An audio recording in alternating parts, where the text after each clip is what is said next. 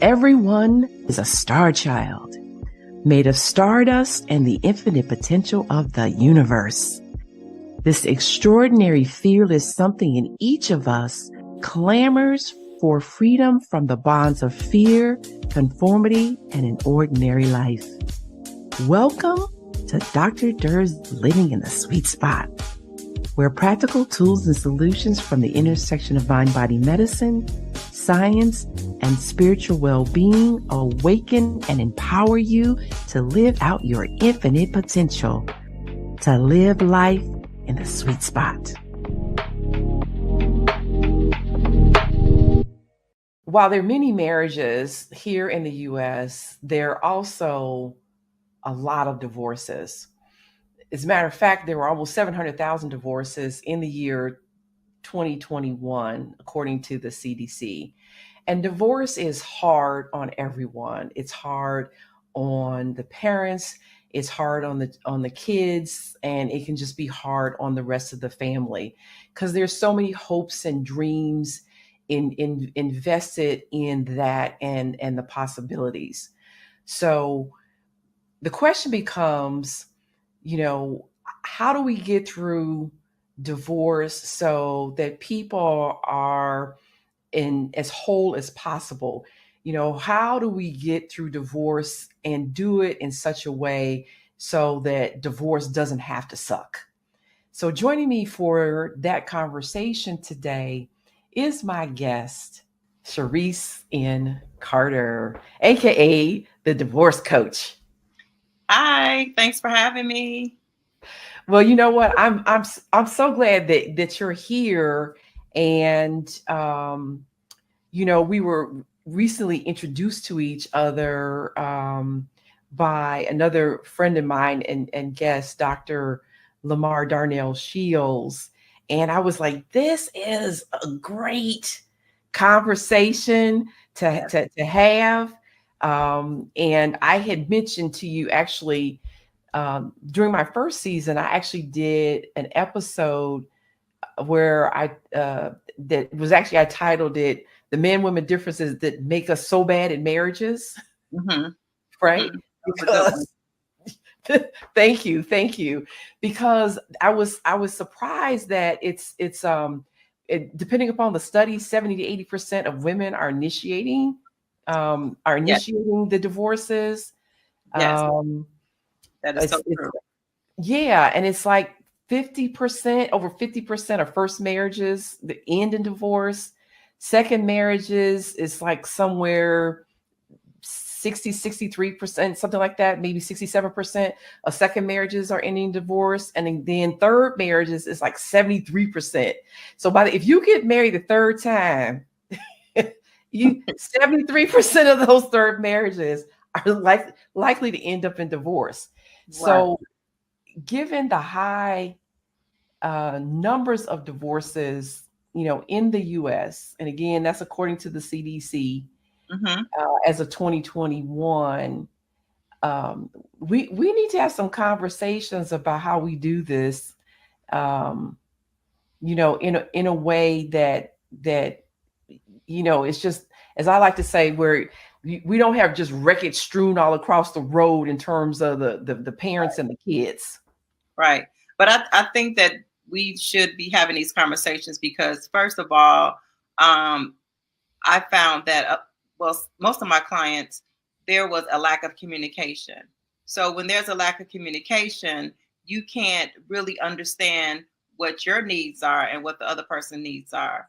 And then we can also talk about the lack of dedication, because sometimes people aren't dedicated enough to stay in a marriage. They may have one or two issues and feel like, oh, this isn't for me and I'm ready to break. So, we should understand that marriage is a long-term commitment. It's something that you have to work for. It's something that we need to be dedicated to. And it's something that we need to hold true to our hearts. We just can't just throw in the towel because of something so simple that happened and we can't talk about. So that's why we should have better communications with our partners, so we can have a good communication line to get through those obstacles that may occur in the marriage. Absolutely, absolutely. So for those folks who may not, you know, have had the benefits of your sage wisdom and experience, Mhm. um, Cherice N. Carter, aka the divorce coach, Yes, is the founder and CEO of Coaching the Masses Inc. And you are a certified divorce coach, yes, a life coach, and yes, author of her new book yes, called Love Notes, Affirmations, Essays, Inspirational Notes, Poems, and Quotes Inspired for Healing, which is actually set to be released March 10th of yes, this year. So in just a few weeks, right? yes. I'm very excited So about that. yeah, yeah, and congratulations on that. So then, as a divorce coach, Cherise helps her clients find clarity, healing, and a renewed sense of self as they navigate the challenging process of divorce, then embrace their new chapter with confidence and resilience. That is correct. So, We help our clients find their new beginning, because sometimes there are so many barriers that's in front of them. Just like, the saying, I can't see the forest for the trees. Well, let's think about this. The trees are your obstacles, and what you need to do is get an axe, cut down all those trees so you can finally get through the forest. And so that's what Coaching the Masses does. We help our clients realize what those obstacles are and what those barriers are, so they can move forward after their divorce, or if they have any other situations that's holding them back. We help them find out what the resolution is, so they can work towards their goal. so you at the so you mentioned at the beginning about the importance of communication Correct. and commitment Yes. as significant factors of why people end up divorced. Mhm. And so one of the things that before we really talk about that, because I think those are really fundamental and foundational to any relationship, Yes. um, um, and especially a marriage, but to any relationship. I know part of your wisdom and knowledge and experience was actually through some hard earned experience. Yes.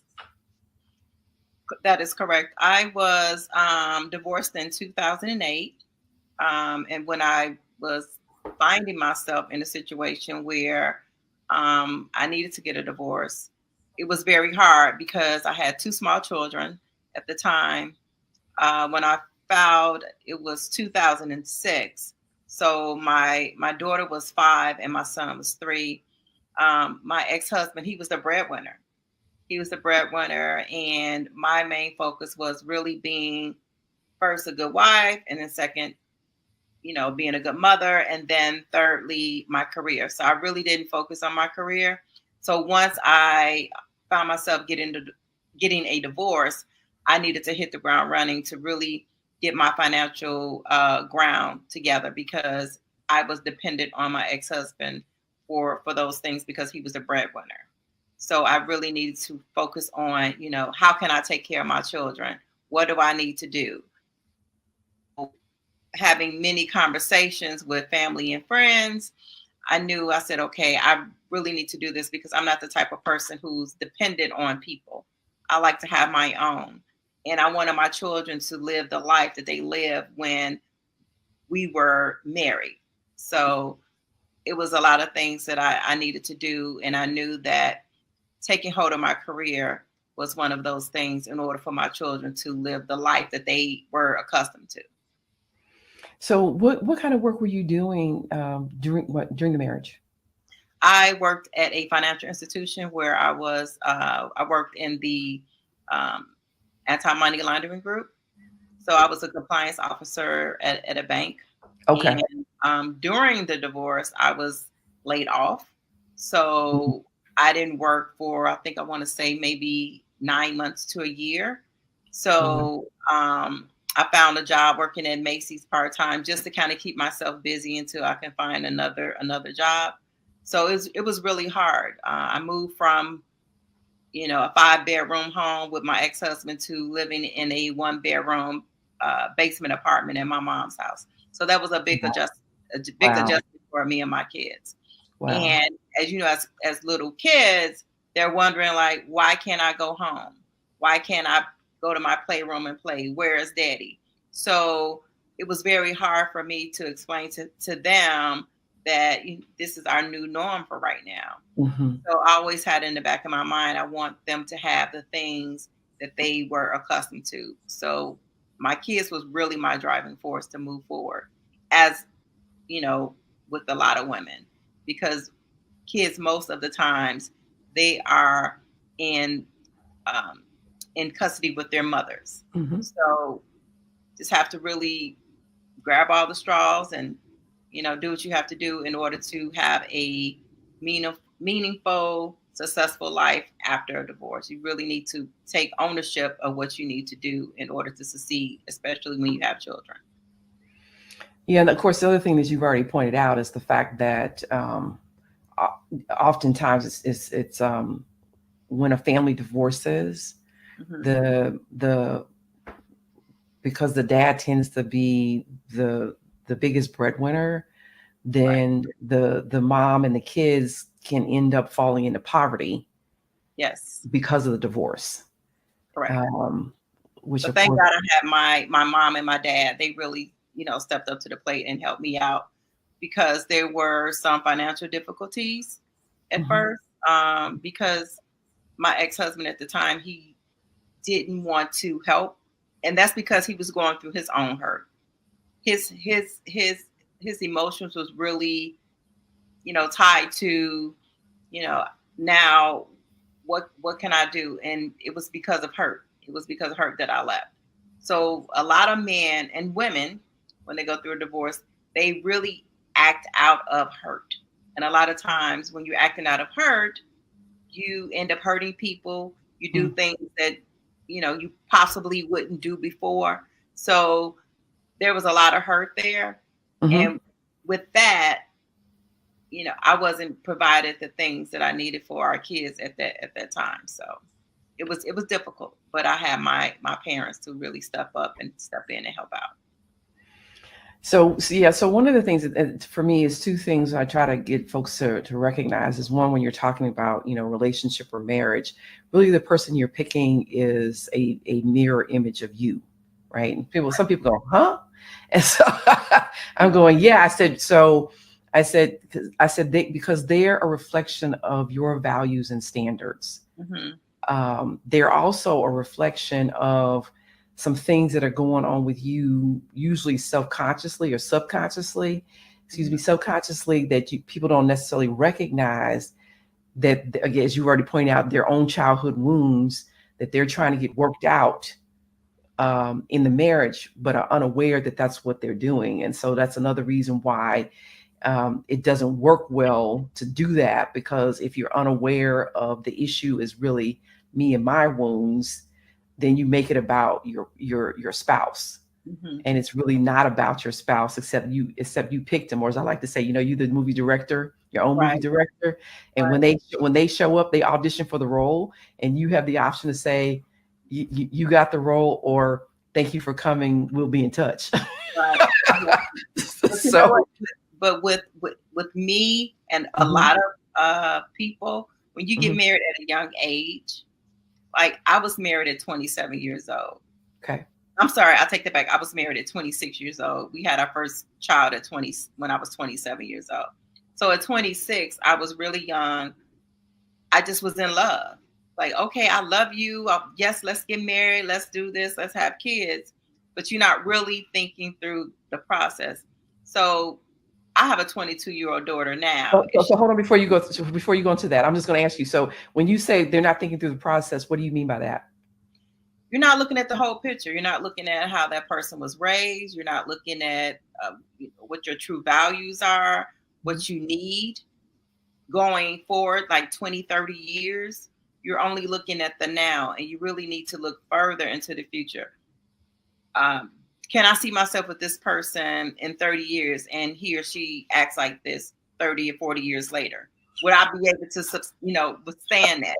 So it's a lot of things that you need to consider before you get married. You really need to think about those things. You need to think about, what are your financial ideas when it comes to saving? What do you believe in? Do you believe in God? So spirituality, a lot of that should come in play. And I never thought about that when I got married. I just knew I was in love. I love this man. I want to have his kids. And I thought we were going to live forever together. So I didn't think things through like I should have, because I didn't know. Didn't date as many guys. So I just really didn't know. I was clueless.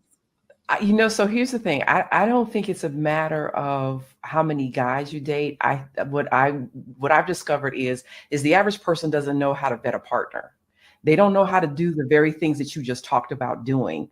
And Right. so you don't, if I don't know myself, I don't know what's a good fit for me. I don't know what works. I don't know what things to then assess or evaluate. Then, like I said, then you're learning through experience. So, one, there was, like I said, probably 30 years or so ago, there was someone I was involved with, and I was asking God for a sign, and I didn't hear anything. Then, a couple weeks goes by, and I'm like, okay, God, you know me, I needed big bold neon letters. Right. And I'm sitting there, wait. Cherice, I'm sitting there, and God goes, what are you doing? I was like, huh? Right. He's like, what are you doing? You don't want the same things. You ain't going the same place. What are you doing? And so shortly after that, I left. But the problem was I didn't recognize that was a standard I should apply to each relationship going forward. Right. And then you advance to like 2014, and I was working at a location. I was only at twice a month. I go into the break room to go to the bathroom, and there's this Victorian magazine is like calling to me. I'm like, what is this all about? So I take the magazine, I'm looking at it, and I come across, flipping through it, I come across this quote by his name is Antoine de Saint-Exupéry, and it says, life has taught us that love does not consist of looking at each other. Excuse me. Life has taught us that love does not consist of gazing at each other, but of looking together in the same direction. I was like, oh, I like that. Right. Yes. And then I was thinking about that, and that big aha, and then I put it together with what God had said to me, and I was seeing it's the same thing, just being said differently. So the issue is that, as you've already stated, the issue is, do we want the same thing, and are we going the same place, to keep it simple? Because if we don't, then we can't get there together. And but that means I got to be doing a lot of self-reflection and have self-awareness and understanding. So actually, one of the books I recommend for people, it has like over 250 questions. It's actually written by Dr. Robin Smith. It's called Lies at the Altar. And seriously, there's like over 250 questions in there on different areas of relationship and marriage. So whether it's child rearing, money, just whatever, just all those different areas that you can do for yourself. And ideally, obviously, if you have a partner, or if you're engaged, or if you're already married, you can still do it. But the idea is to go through those questions, and so that you can see, how like-minded you are. And again, then be able to really partner with each other. So there's that aspect that you already mentioned, but then the other part of it too is, when it gets to that place where, and I want to make sure that we talk about, because I think, again, what you said is really key and fundamental about commitment, communication, and commitment. And what were your examples of that, in terms of what were your examples growing up of marriage and communication, and commitment, and people lacking the language to express what they're thinking and feeling. And if you can't do it for yourself, then you can't do it, you can't do it with a partner.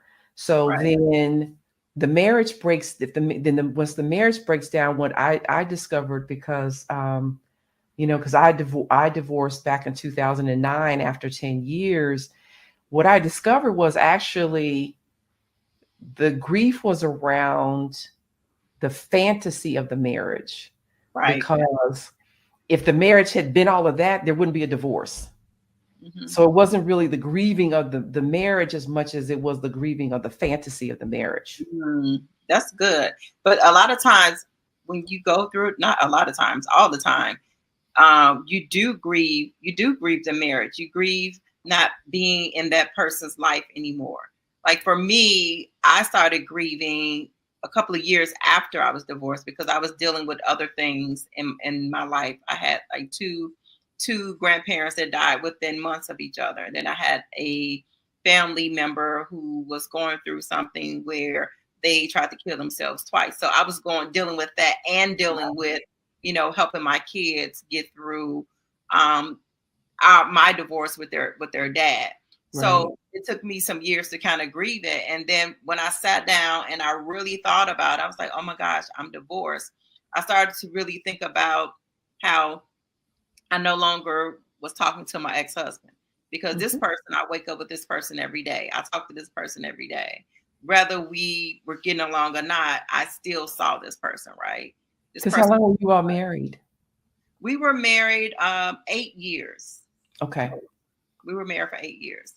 So it was very hard. And, when things happen in your life, when good things occur, when you're married, who do you go to? You first go to your spouse and say, hey, this is what happened to me. I got a raise today, or whatever the good thing is. And so I no longer have that. So I started. Well, so-and-so was twanging my last nerve. Hopefully they do today. Right. So if you grieve it. And it took me some time. Yeah. But I finally realized I had to accept this was my new norm. Yeah. Cherice is no longer no one's wife. I am single with 2 kids. I'm a single mom with 2 kids. So that brings up you brought up another issue, that whole issue of identity. Mm-hmm. And then also the losses that occur when the marriage breaks down in terms of other friendships and other relationships. Yes. If you had a good relationship with your in-laws, yes, how that's altered and changed. And then, obviously there is, the losses that occur, for the kids, mm-hmm, as well. Right.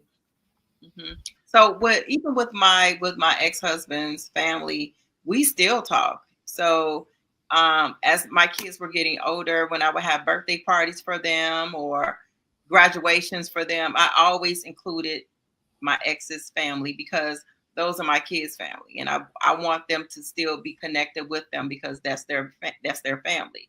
So I've always included them when my kids were celebrating something. And I think that's what you should do. If you have children, you should include your ex-spouse's family for celebrations, because that's part of your kids, families. And I know some people who don't include their ex-spouse's family members when it comes time for their kids to have celebrations. They're like, my ex-husband, he can throw them a party. Well, I wasn't like that because I wanted my kids to feel normal. I didn't want them to say, well, okay, daddy giving us a party this weekend and mommy giving me a party. I didn't want that. I want them to still feel like, okay, this is normal. This is, mm-hmm, normal for me to still be with my dad's family and my mom's family at my celebrations. Yeah. Yeah. Well, fortunately for me, I had the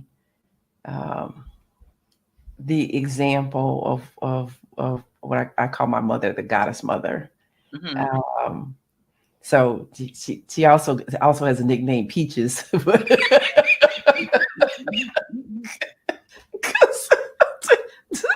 Because Peaches didn't play. But she but she is very much a person who is very inclusive. Mm-hmm. And because of her example of that, it's very much about maintaining connections, Right. right? And so when it came to um, when it came to in the process of me divorcing, I said to my ex, I said it's then husband, I said to him, because things were getting, like you said, it's a little contentious.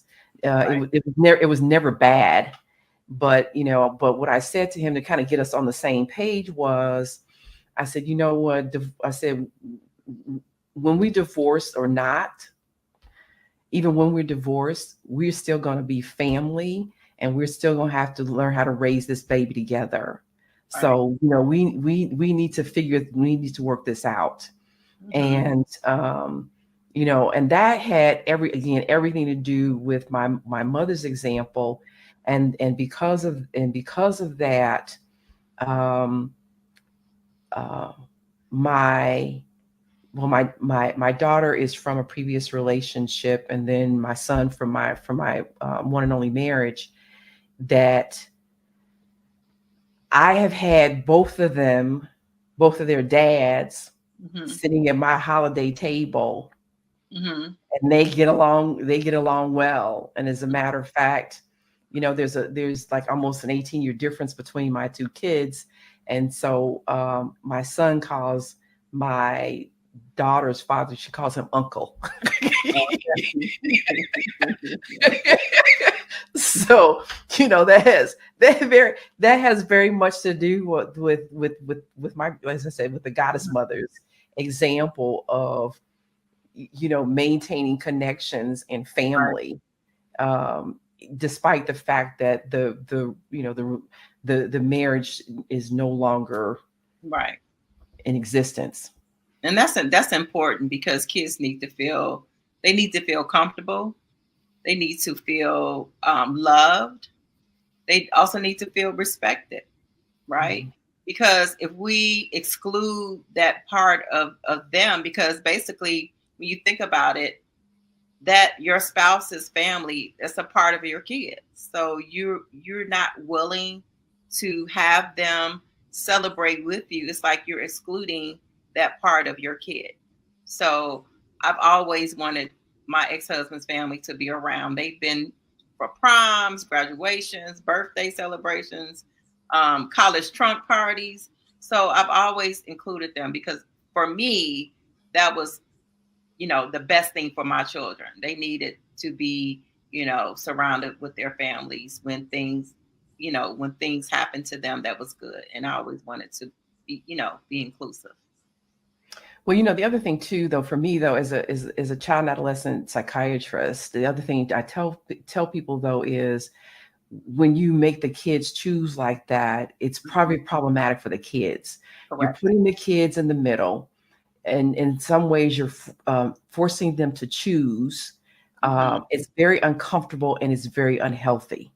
And it's true in general that to be a good parent, you need to grow yourself up. Oh, yes. You need to heal your own wounds, Yes. and you need to not inflict those wounds on your kids. Yes. And so you need to be able to be mature and be able to put your kids' needs Right. ahead of yours in that case. And so that means not putting them in the middle. That means not saying negative things Yes.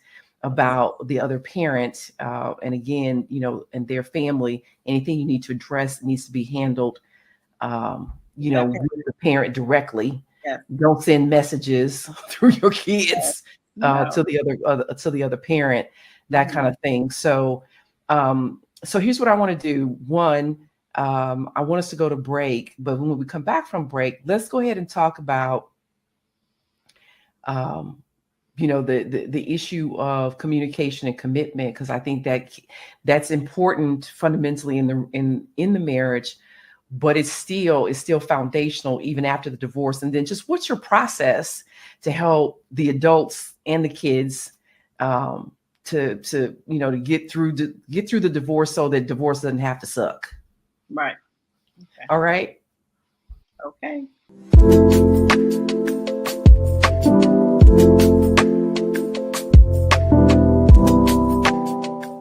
Heaven Abounds in You takes you on an inward journey of discovery that dramatically transforms your outward experience of life. Discover the power of belief. Utilize it in connection with science to create a vision of meaning and purpose that pulls you forward. Let go of the meager me to discover the magnificent me. Let go of your painful past and live life free from fear, worry, and stagnation. Experience an abundant universe as you powerfully create happiness, relationships, health, and limitless opportunities. When you heal your mind, all things are possible.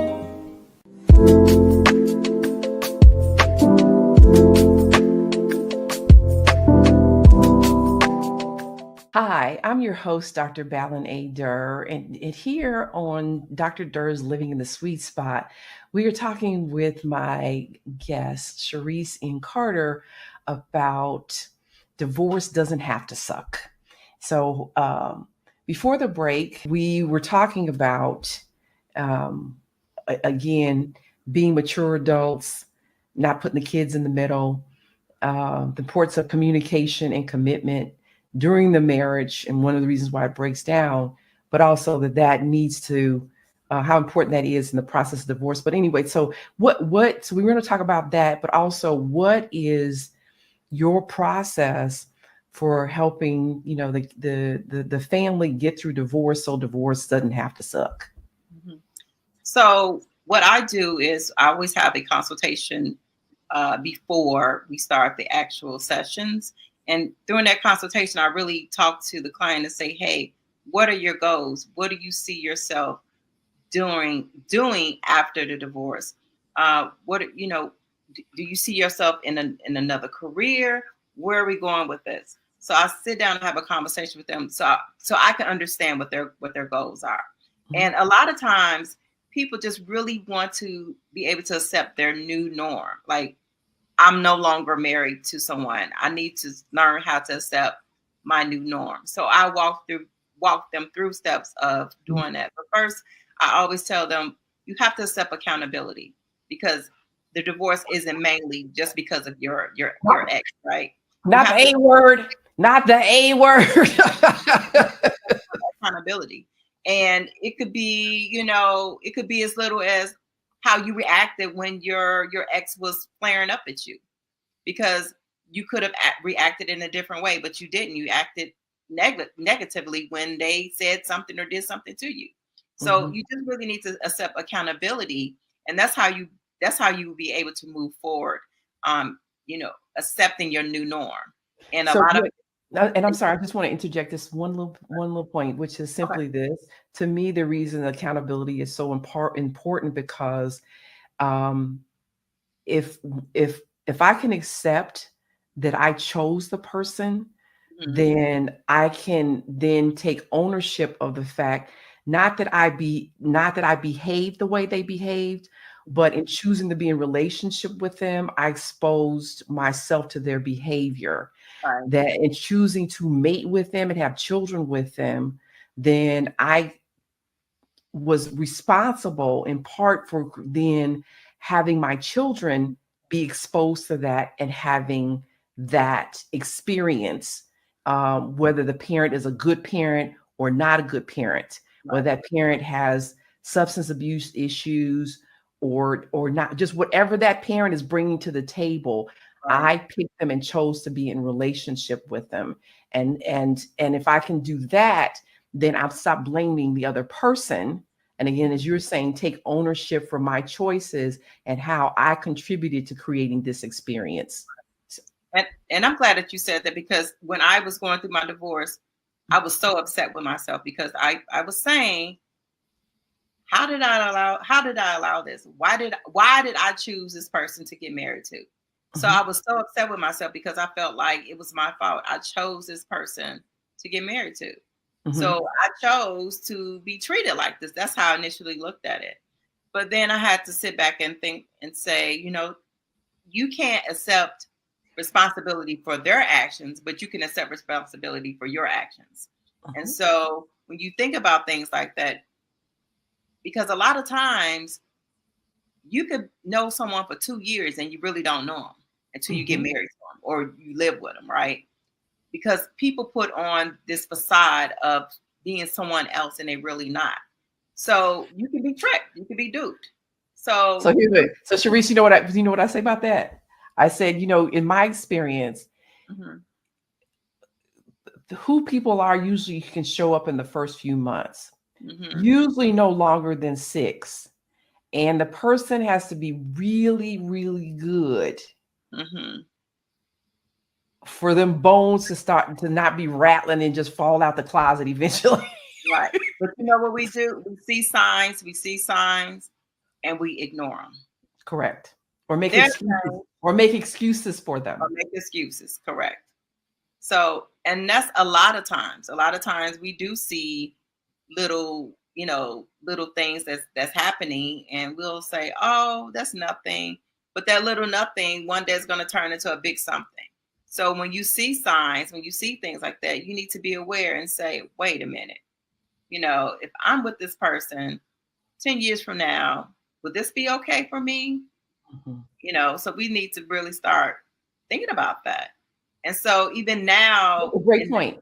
I'm sorry. I just want to say you make a great point because what you're saying is, can I accept this person as they are, and if they never change? That's correct. Is this going to be still a good fit for me?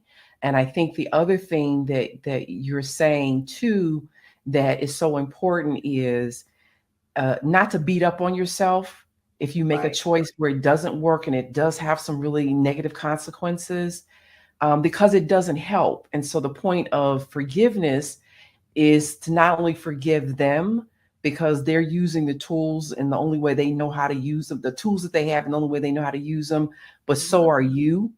And so it's important not to beat up on yourself, but also it's not important to beat up on them.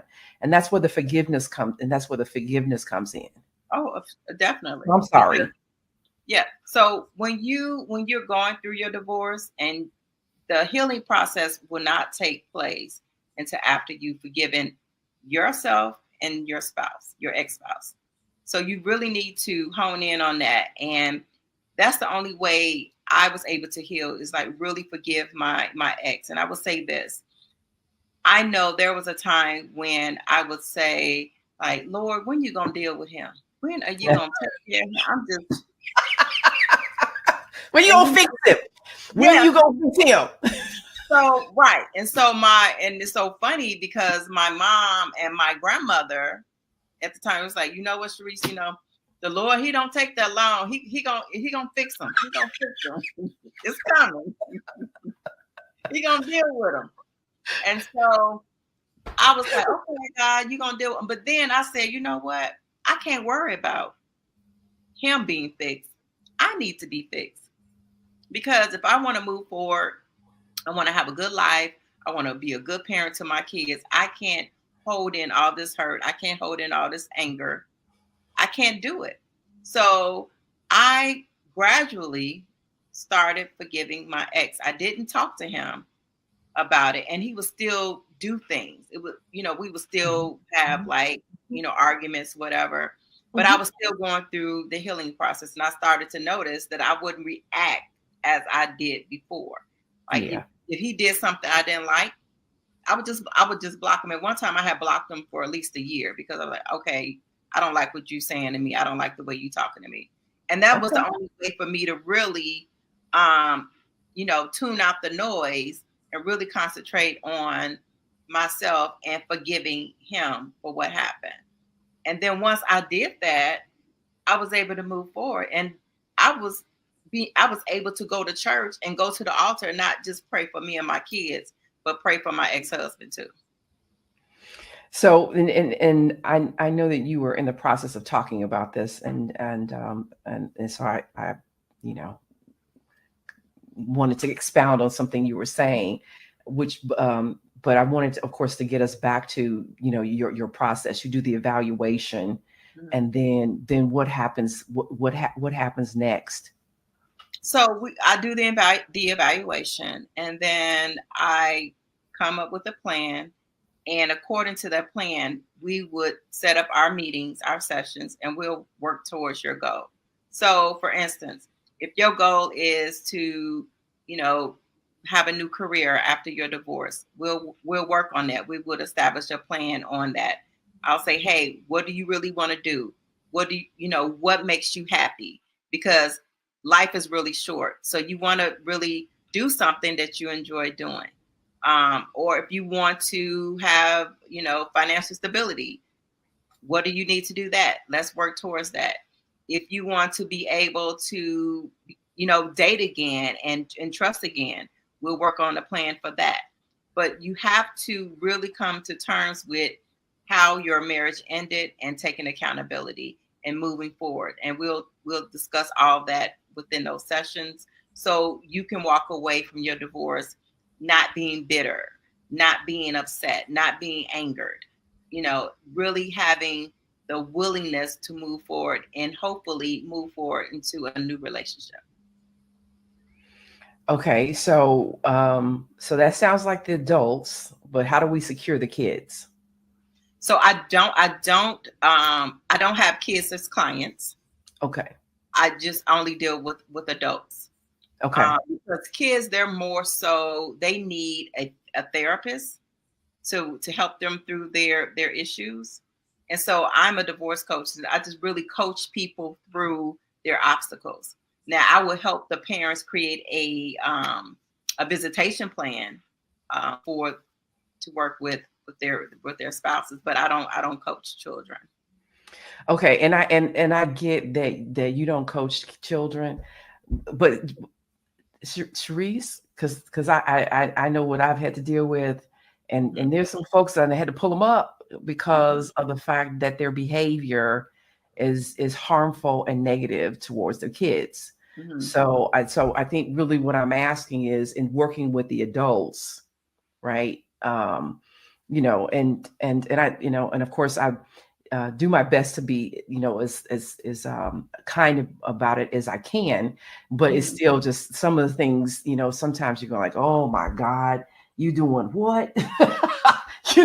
So Yeah. how do you work with what in terms of what kind of things do you tell the parents, um, and in terms of to make sure that the kids, um, that the behavior is healthy, they're exhibiting healthy behavior Right. toward the other parent and the kids Mm-hmm.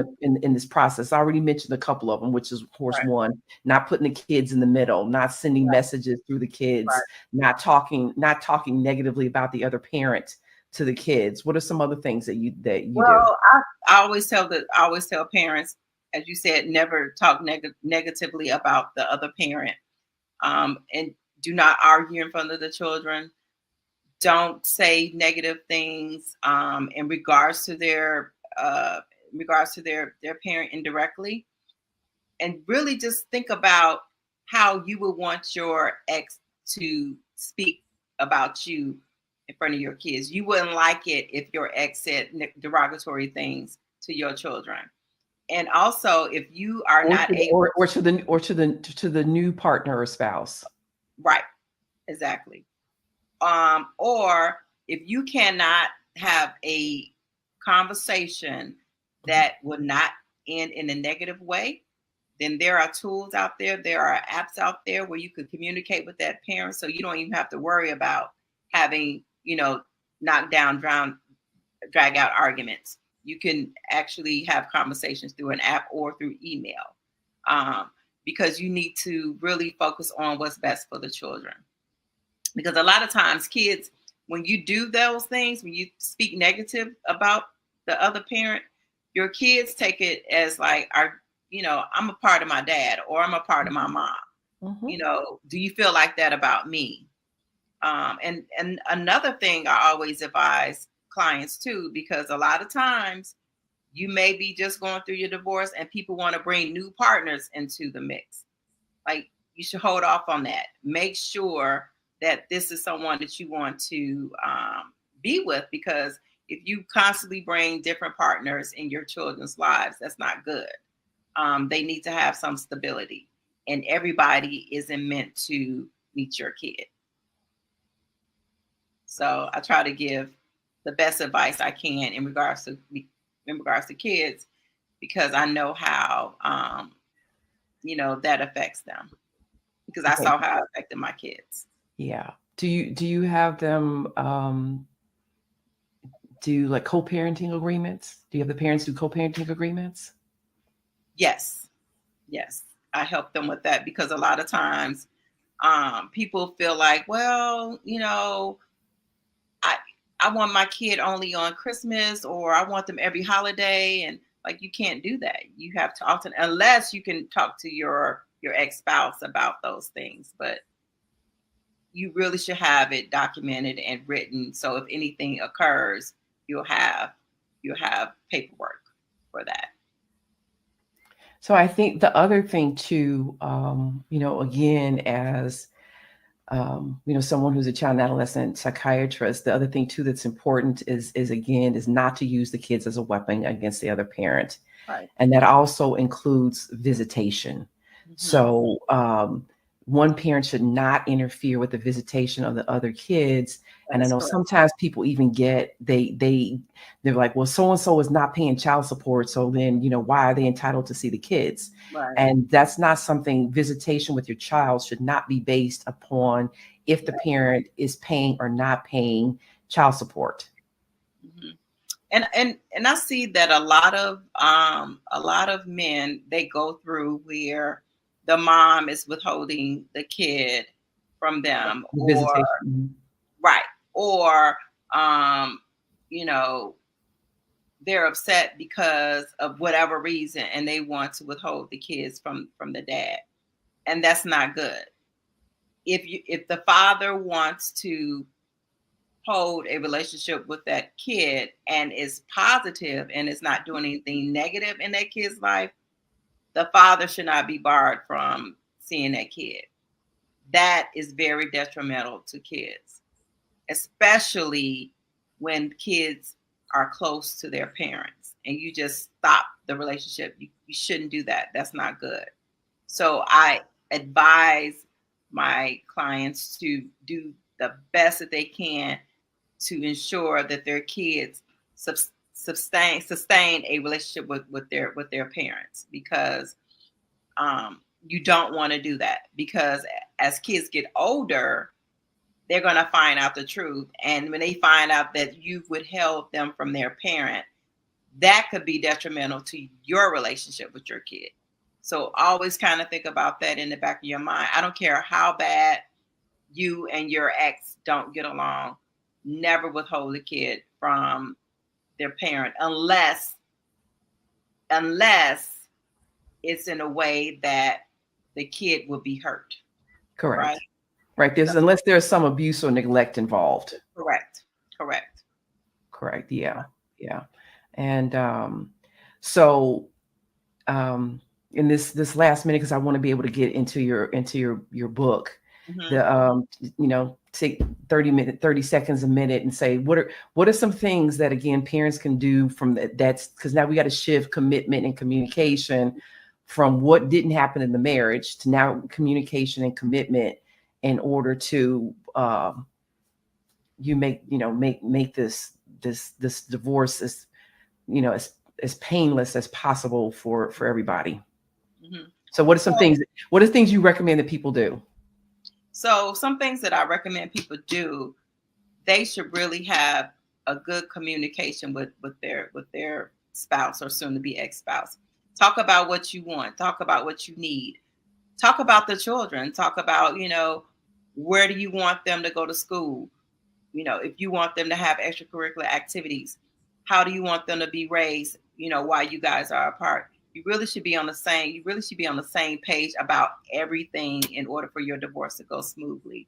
I know a lot of times that people can't understand that, you need to still be able to communicate, but you really need to sit down and think about your wants, your needs, and combine those things and have a mutual agreement on how to move forward with your lives. And so, given that folks were having difficulty doing that within the marriage, more than likely they need some help doing it with Of course. the dissolution of the marriage. Yes. So obviously, the thing that they can get, some help with that would be from the divorce coach. Yes. Right. Yes. From Cherice N, the divorce coach. Yes. For a therapist, whether the therapist is doing family therapy or is doing individual therapy with the parents or therapy with the kids, but get some help, from someone Yes. that's skilled, not just nay and them. Right. Because I recommend, like, when I see that my clients, they need therapy, they need to see a licensed therapist, I do refer my clients out to people that's a therapist, because I'm not a licensed therapist. I can only coach you through things. And so, especially for children, if I know that your kids may need assistance, they may need a therapist, I do refer my clients to therapists to assist, because it's only so much that I can do. But if you need help in that department with a therapist, I do have therapists that I can recommend. Okay, and so in this last minute or so, let's talk about your book that's due to be released March 10th. Yes, I'm so excited. It's called Love Notes, Affirmations, Essays, Inspirational Notes, Poems and Quotes that was inspired for healing. It is a phenomenal book. It took me 3 years to write it. I have over 100 writings in the book. I have illustrations in the book too for some of the writings, because I want people to really understand where I was going with the writing, and I want them to be in the same, like, I just want them to be in the same room in my head as I was really writing this book. So I have illustrations that's in the book as well. And I think that what prompted it? What prompted you to write this? I've always written for therapy, and so I just started waking up in the middle of the night. But God was waking me up in the middle of the night, 1, 2, 3, 4 o'clock in the morning, and I would just start writing. And when I finally, what are you doing? Your own form of what are you doing? Yes. So when I finally decided that I was ready to put the book together, I had over 100 entries in my phone of writings, and it's been amazing. I've written some things during COVID. I've written some things in regards to relationships. I wrote this one essay. It's called Damaged Goods. It was in reference to a relationship that I was in. I have another poem. It's called Baby Glow. I wrote that about my being pregnant with my daughter. And I have another poem that I wrote. It's called My Black Prince Shall Rise. And I wrote it thinking about my son. So I had some really inspirational things in the book, and I know people will enjoy it.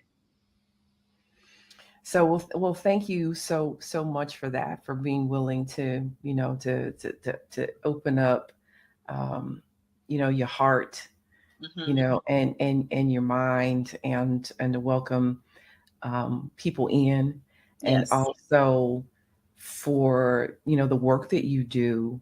So, I just encourage people to, to take advantage of the divorce coaches, skills and abilities, and a therapist to help you gain tools and skills that you don't have, in order for it to be, as healthy a transition as possible. People, if your roof leaks, you call in a roofer. If your plumbing is backed up, you call in a plumber.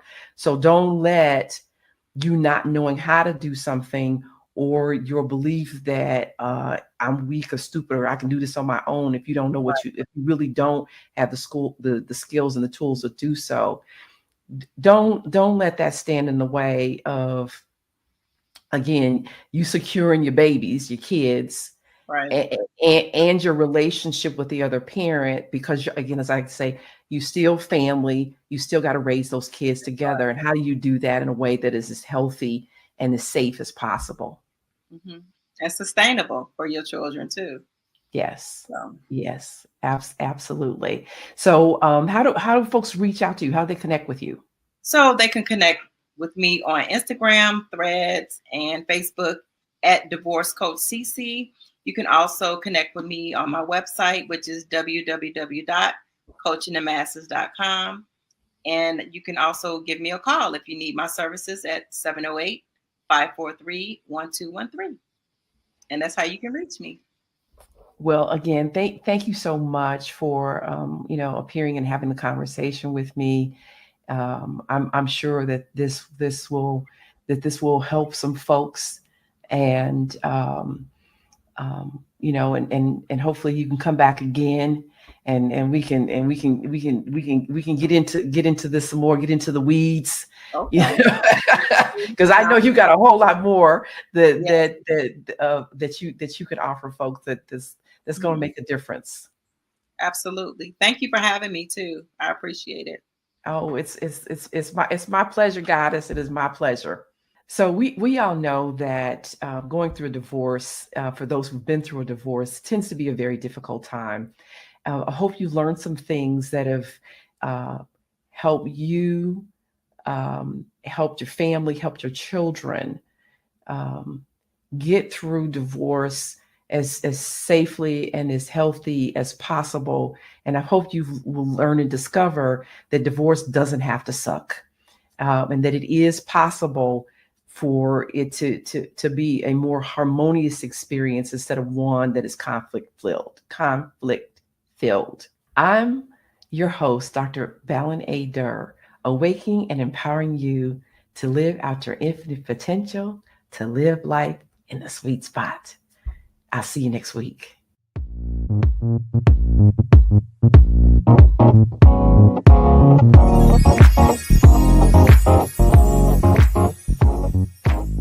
Thank you for joining us today in the sweet spot. Share, follow, and like us on social media. To learn more, please visit valenadurrmd.com, spelled BALINADURRMD.com. Join us next week, and remember, when you heal your mind, all things are possible.